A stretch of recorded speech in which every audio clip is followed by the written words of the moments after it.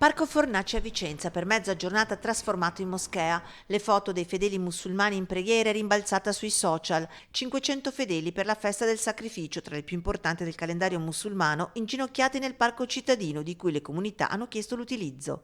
Lo spazio effettivamente è comunale e viene concesso alla comunità richiedente per un tempo determinato, insomma di 3 ore. Inevitabili le polemiche, soprattutto vista la situazione dettata dalla pandemia da Covid, per la quale viene vietato ogni tipo di assembramento, calendarizzando spettacoli ed eventi pubblici e privati in là nel tempo, ma che sembra non valere per cerimonie religiose.